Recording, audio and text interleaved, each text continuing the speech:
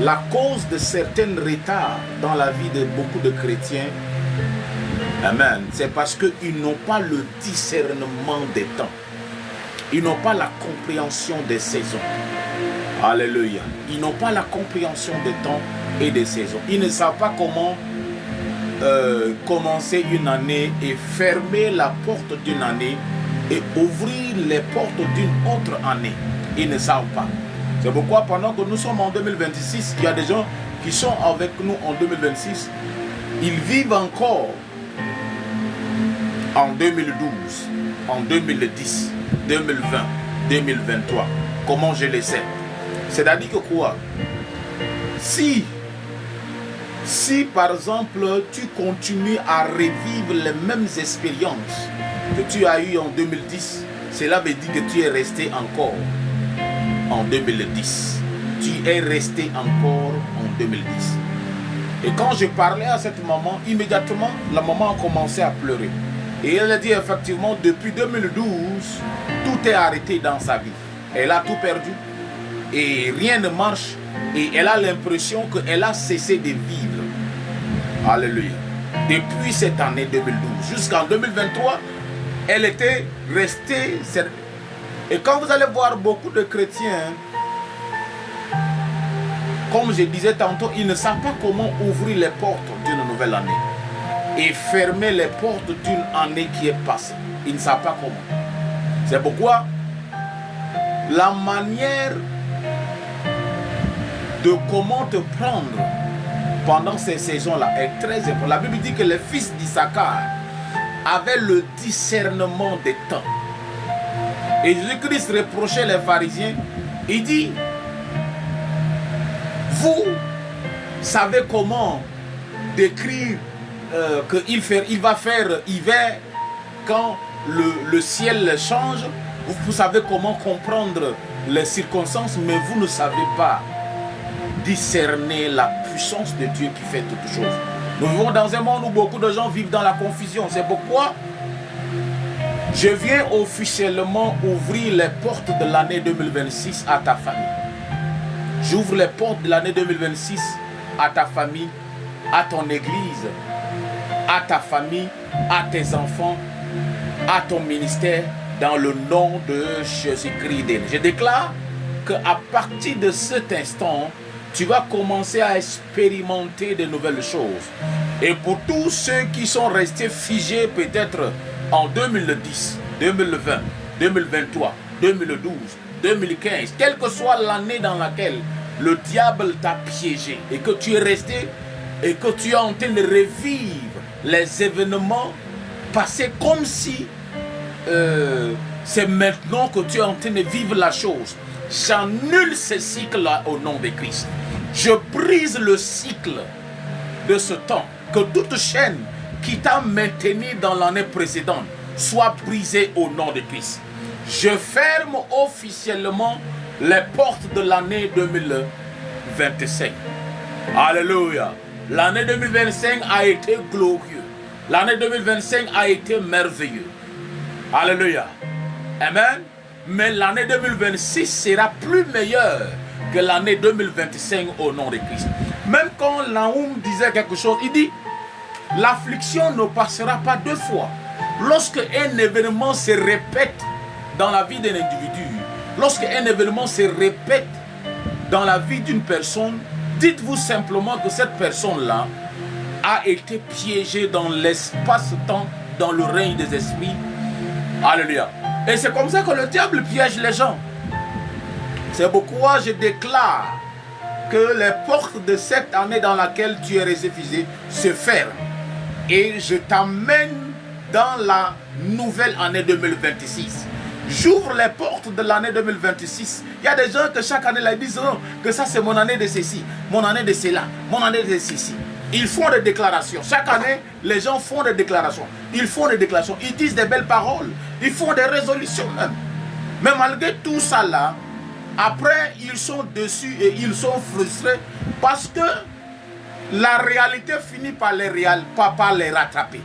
Et les convaincre qu'en réalité cette année n'a jamais été différente des autres années.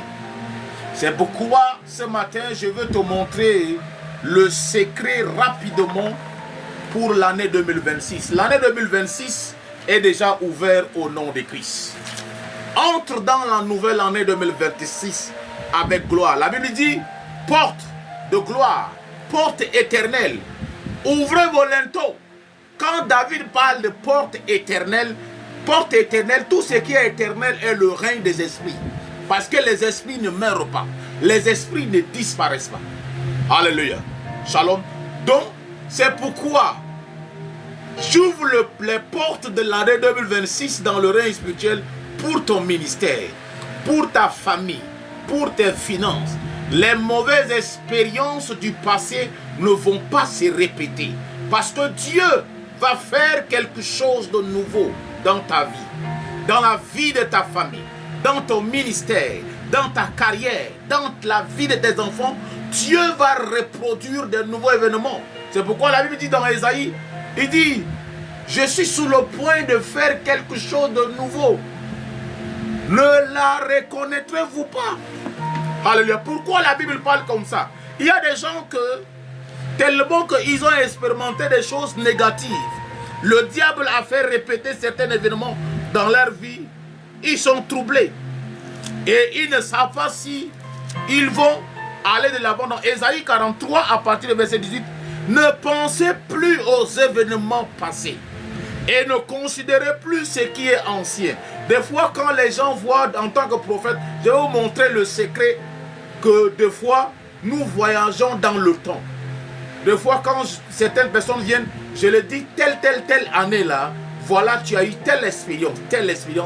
Amen. Comment ça se passe? C'est-à-dire que c'est à partir de ma pensée. Je commence à penser à la personne qui est devant moi et immédiatement, 2008 apparaît dans mon esprit. Et quand 2008 apparaît dans mon esprit, le Saint-Esprit commence à me faire tout voir. C'est-à-dire que je commence à revivre les événements que cette personne a vécu pendant cette période d'année. Donc, il y a des gens que dans leur pensée, ils continuent encore à penser aux événements passés. Ils pensent à 2008, ils pensent à 2005, ils pensent à 2010, ils pensent, qu'il y avait des années. Alléluia. Et ça fait que ils répètent les mêmes événements. Ils répètent les mêmes événements. C'est pourquoi je prie au nom de Jésus-Christ de Nazareth. Je te déconnecte en ce instant de toute réalité négative de l'année passée au nom de Christ. Il dit, ne pensez plus aux événements passés. Ne pensez plus aux événements passés. C'est vrai que même si tu as perdu quelque chose en 2025, en 2003, en 2004, en 2010, en 2012, Dieu est la raison pour laquelle tu n'as pas tout perdu.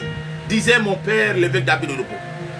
Dieu est la raison pour laquelle tu n'as pas tout perdu. Alléluia. Peut-être que tu as perdu quelque chose en 2025, en 2004, en 2010. Et depuis ce temps, ta vie n'est plus la même. Je déclare au nom de Christ, ne pense plus à cet événement. Regardez ce que la Bible dit. Et ne considérez plus ce qui est ancien. Ce qui est passé hier là n'est plus important. Alléluia.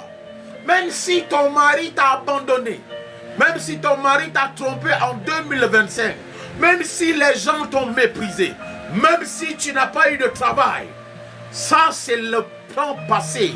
Ces événements-là ne vont plus se répéter au nom de Christ. Tous ceux qui t'ont tourné le dos, alléluia, je déclare au nom de Christ que les événements du passé ne vont plus se répéter dans cette nouvelle saison.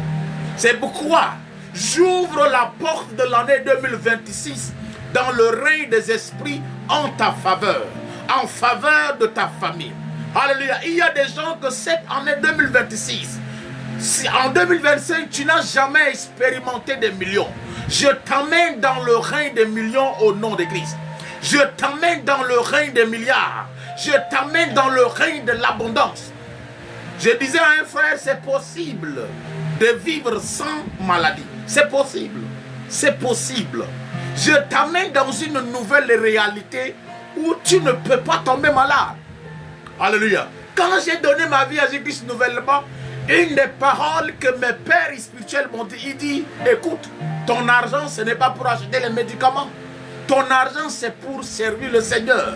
C'est pourquoi je déclare en 2026, ton argent, ce n'est pas pour acheter les médicaments. Je suis un témoignage vivant du fait que Dieu guérit réellement. Que c'est possible. Depuis que j'ai commencé à servir Dieu, ça fait plus de 15 ans, je ne suis jamais tombé malade. Je n'ai jamais été malade ni hospitalisé quelque part. Et je n'ai jamais dépensé 5000 francs CFA sur les médicaments. Jamais. Je n'ai jamais dépensé de ma vie 5000 francs CFA sur les médicaments. C'est pourquoi je t'amène dans cette réalité en 2026. Alléluia. Peut-être que 2025, tu étais tellement malade. 2026, tu ne connaîtras pas la maladie. Au nom de Jésus-Christ de Nazareth, je prie pour toute personne qui est malade maintenant, que les chaînes de la maladie tombent, que Jésus-Christ qui guérit, te guérit maintenant et guérit toute personne malade dans nos familles, dans nos églises, dans nos ministères, partout où vous vous retrouvez, que la grâce de la guérison. Quand nous parlons comme ça, des fois les gens disent que c'est de l'orgueil. Comment se fait-il que quelqu'un ne tombe pas malade? C'est possible. Alléluia. Je suis la preuve vivante. Je vais vous donner un témoignage et vous allez comprendre. Dans mon premier mariage, quand je parle de premier mariage, c'est pas que jusqu'à là, je suis déjà marié, non. C'est-à-dire que dans mon premier mariage, ma première femme, elle est déjà défunte. Quand on s'est marié seulement, immédiatement après le mariage, elle est tombée gravement malade. On est allé à l'hôpital faire tous les examens. Et le médecin a dit qu'elle était séropositive. Elle avait le VIH-Sida. Alléluia. Elle avait le VIH-Sida. Maintenant, le médecin m'a fait refaire tous les examens possibles. Je vous parle des événements de 2013 là-bas. Alléluia. 2013 là-bas. Alléluia. Maintenant, quand on a fait les examens, ma femme était séropositive et moi j'étais séronégative. Le médecin m'a posé des questions. Il dit, mais comment est-ce possible? Parce que elle était de groupe sanguin O+, moi aussi je suis de groupe sanguin O+. Et c'est normal qu'on puisse se transmettre. C'est comme ça que le médecin, plusieurs mois plus tard, m'a fait faire les mêmes examens. Alléluia. Je n'ai pas été contaminé. J'ai vécu dans une maison, dans la même maison, avec une femme séropositive. Amen. Et excusez-moi le terme, on n'utilisait même pas les préservatifs. Mais le Seigneur, oh my God. C'est pourquoi quand je vous dis que c'est possible que quelqu'un ne pas tomber malade. Je connais Jésus-Christ. Depuis le jour où il m'a saisi et j'ai commencé à le servir là, je n'ai jamais été malade. Alléluia. Et j'ai vu Jésus-Christ guérir le VIH, guérir toute forme de maladie. Alléluia. Amen. C'est pourquoi, crois en cette parole. Si quelqu'un est malade dans ta vie maintenant, je connecte cette personne à la croix de Jésus-Christ. La Bible dit que par les maîtrisures de Jésus, nous sommes guéris. Dans Ésaïe 33, verset 24, la Bible dit, aucun habitant ne dit je suis malade. Aucun habitant ne dit je suis malade. Je vis dans une zone. Ce n'est pas possible que je tombe malade. Regardez ce que la Bible dit. Et prends cette promesse, cette référence là pour toi. Ésaïe 33, verset 24. Il dit, aucun habitant ne dit je suis malade. Aucun habitant ne dit je suis malade. Ésaïe 33, verset 24. Aucun habitant ne dit je suis malade. Je déclare au nom de Jésus-Christ, cette année 2026, tu marches dans la domination. Tu domines sous la maladie. Tu domines sous les problèmes. Tu domines sous la pauvreté. Tu domines sous la malédiction. Tu domines. C'est anormal que la maladie domine sur un enfant de Dieu. L'une des révélations qui m'a toujours soutenu et qui fait que je ne peux pas m'imaginer tomber malade, Alléluia. Ni être esclave de la maladie. Je regarde la vie des disciples de Jésus-Christ. Alléluia. Aucun d'eux n'était tombé malade. La Bible n'a jamais dit quelque part où Pierre était malade et que les autres étaient venus. Alléluia. Amen. Amen. Il dit et que les autres disciples étaient venus pour prier pour lui. Non. La Bible n'a même pas mentionné quelque part où Jésus-Christ était malade et que les disciples ont dit que non, le maître est malade, allons prier pour lui. J'ai dit à Dieu qu'aucun de mes membres, aucun de mes fils va avoir le privilège de venir dire nous allons prier pour papa est malade. Non, ça ce n'est pas possible. Ça n'est pas possible. Je crois même que Jésus-Christ peut venir m'enlever vivant de la terre. Amen. Il faut changer de mentalité cette nouvelle année. C'est pourquoi j'ouvre la porte à cette dimension-là à ta vie. Crois avec moi, c'est possible de ne pas vivre avec une maladie dans ton corps. C'est pourquoi je maudis toute forme de maladie dans ton corps. Dans le nom de Jésus-Christ de Nazareth. Alléluia. Et dans Ésaïe 43, que nous venons de lire, il dit ne pensez plus aux événements passés. Ne pensez plus aux événements passés. Le problème de beaucoup de gens, ils vivent dans le passé parce que ils gardent encore en eux les souvenirs négatifs.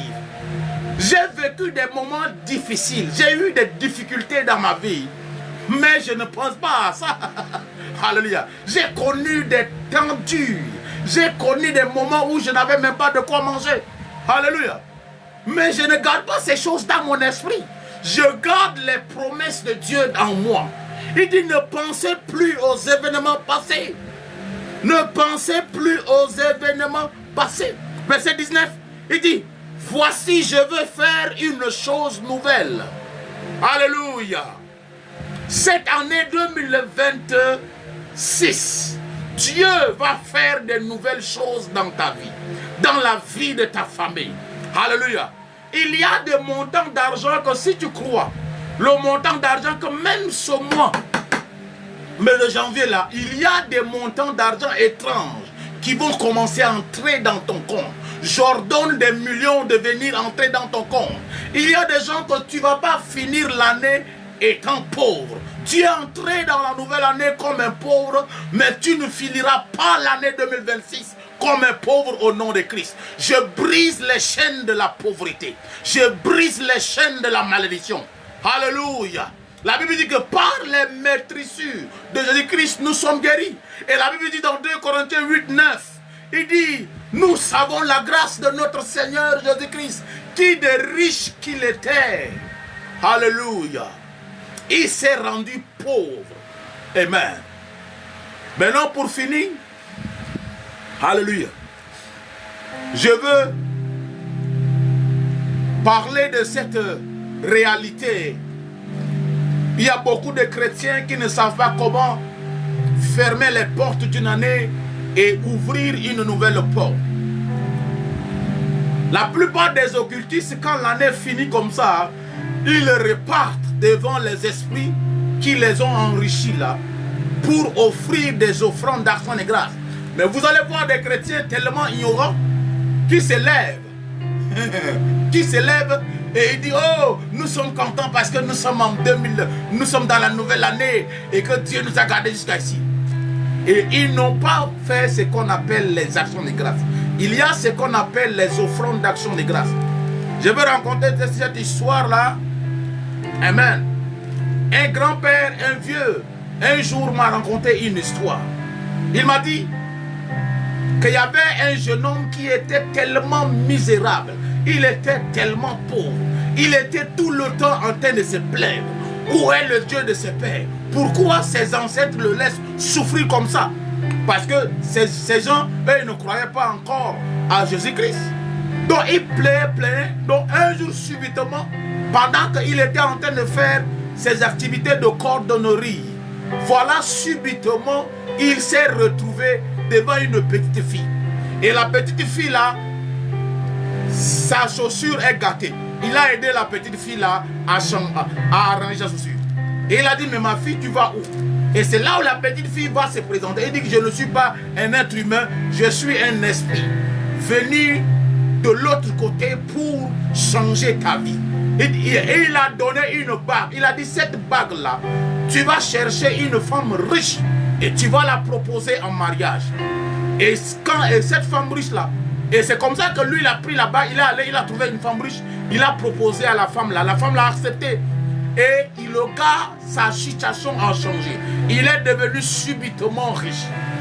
Maintenant, il a vécu quelques temps plus tard, l'esprit là apparaît encore. Il le dit maintenant, c'est vrai que tu es devenu riche, maintenant il faut soutenir cette richesse que tu as reçue. En faisant quoi? Il doit faire son travail de cordonnerie là, 2 fois dans la semaine. Amen. En portant le même habit le jour où l'esprit l'a rencontré. C'est pour respecter. C'est pourquoi je vous dis, tout ce que vous recevez de la main d'un esprit a des conséquences, a des instructions, a des orientations derrière. Pourquoi je parle ça? Parce que le vieux père a dit que tout ce que tu reçois de la main d'un esprit et que ce n'est pas accompagné d'une condition, il faut te méfier. Des fois, c'est ton âme qui peut être le prix. Alléluia. Et c'est comme ça que ce jeune homme-là, un jour s'est levé, il a oublié de respecter les conditions et il a tout perdu. Et le sort qui était sur sa femme, la femme là, était fini. Et on l'a mis en prison et il a tout perdu. C'est pour vous dire que quoi? Dieu est esprit. C'est ça le problème de beaucoup de chrétiens. Beaucoup de chrétiens, et surtout les anglophones connaissent le secret. Quand la fin d'année comme ça là, en temps normal, quand l'année finit, tu dois remercier Dieu. Il y a des occultistes, les satanistes, les gens qui adorent les esprits méchants. Ces gens-là, des fois, ils amènent des actions de grâce. Ils offrent à ces divinités-là. Ils font des sacrifices pour remercier Dieu. Les chrétiens sont les seuls qui viennent remercier un Dieu qui est esprit. Les mains vides. Dieu est esprit. Dieu n'est pas un être humain. Alléluia. Et Dieu dans sa dimension esprit, là, c'est pourquoi Dieu aime tous les chrétiens, hein? Mais Dieu ne prospère pas tous les chrétiens. Pourquoi? Parce qu'il est esprit. Et en tant qu'esprit, Dieu a une dimension là qu'il ne connaît pas ce qu'on appelle la compassion ni le pardon. C'est comme ça que Jésus-Christ est arrivé sur cette terre-là. Il a pris la forme humaine. Maintenant, c'est dans la nature de Jésus-Christ en tant qu'homme là. C'est là où il a connu la compassion. Il a amour. C'est pourquoi Jésus-Christ est à la droite du Père. Pour calmer le Père. Il dit non, comprends-le. Comprends-le. Parce que la Bible dit qu'il est le médiateur. Il est l'avocat. Il est en train d'intercéder en notre faveur. Parce qu'il a vécu dans notre chair. Pas seulement en tant qu'esprit, mais en tant qu'être humain. Alléluia. Donc, il y a beaucoup de chrétiens que l'année finie, ils ne sont même pas venus offrir à Dieu des sacrifices. Il faut offrir des sacrifices à Dieu. Il faut offrir des sacrifices d'action de grâce à Dieu. Maintenant, quand l'année finit et quand l'année commence, il faut commencer l'année de la bonne manière. Beaucoup de chrétiens, ils pensent qu'ils sont en 2026 alors qu'ils ne sont même pas encore dans la nouvelle année 2026. Ils sont dans les anciennes années encore. Ils répètent le même cycle. Parce que l'année 2026 a été ouverte physiquement. Mais l'année 2026 n'a pas été ouverte spirituellement. Donc il faut ouvrir les portes de l'année 2026 en posant des actes. Alléluia. En posant des actes. La nouvelle année comme ça là, les gens renouvellent leur alliance. Tu dois renouveler ton alliance avec Dieu. Tu dois revoir ta marche avec Dieu. Il faut devoir, c'est possible là, il faut poser un acte qui va crier en ta faveur. C'est pourquoi vous allez voir les occultistes quand l'année commence comme ça là. Ils viennent, ils offrent des sacrifices. Et ils font des promesses à leur divinité. Que non, cette année là, si tu me donnes ceci là, voilà ce que je vais faire. Voilà ce que je vais faire. Voilà ce que je vais faire. Ils font des promesses en leur divinité. Même en tant qu'enfant de Dieu, tu peux venir, tu fais des vœux à Dieu. Dis Seigneur, l'année commence. Cette année-là, si tu fais de moi un milliardaire, Si tu ouvres les portes, tu me bénis, tu me prospères, tu gardes mes enfants, tu me gardes moi et moi. Cette année-là, je veux revenir avec ceci. On appelle cela les vœux. Maintenant, à ce vœu-là, tu accompagnes par ce qu'on appelle le sacrifice. Dans la Bible, là, il y a ce qu'on appelle les prémices. Les prémices, c'est-à-dire que tout ce que tu reçois au début d'une saison, au début d'une année, appartient à Dieu. Il y a des chrétiens qui ne sont pas au courant que leur premier salaire appartient à Dieu. Votre premier salaire appartient à Dieu. De cette année-là, janvier là.